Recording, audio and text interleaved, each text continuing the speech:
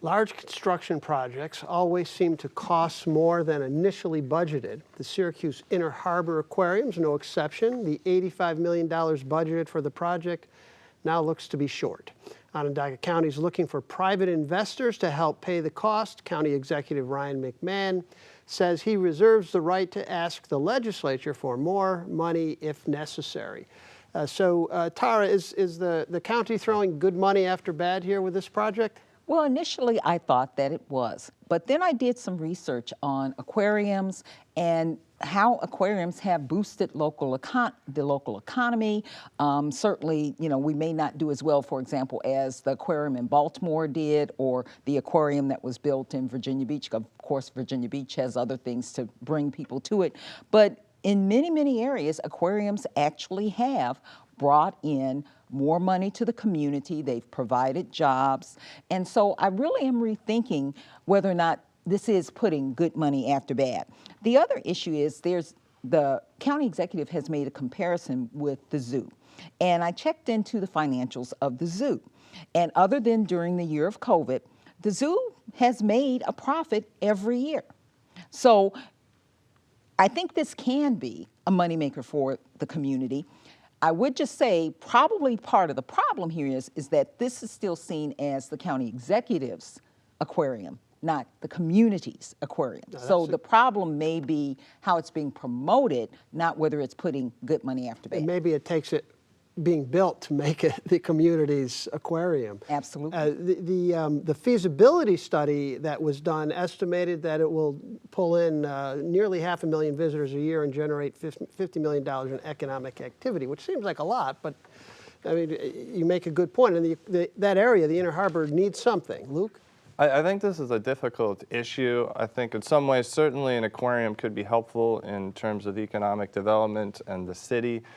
When I think of the zoo and people that would come, you're usually dealing with younger children there to go to the zoo, go to the science museum. I used to do that with my kids all the time, come out from the Utica area. An aquarium would attract older kids, like my kids now, and so that would be something certainly I would do and come spend money and other people as well.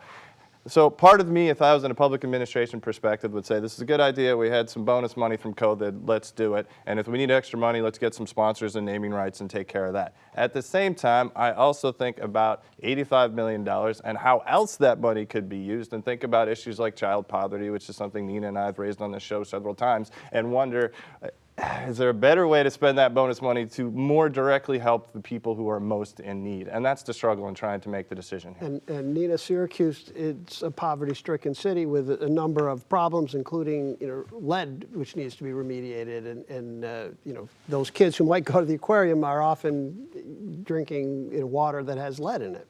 Yeah, and schools that also have to be improved, but I would say to that there's always something else that money could be spent on, and I agree with Luke that given the severity of the poverty problem here, that might be the next go-to.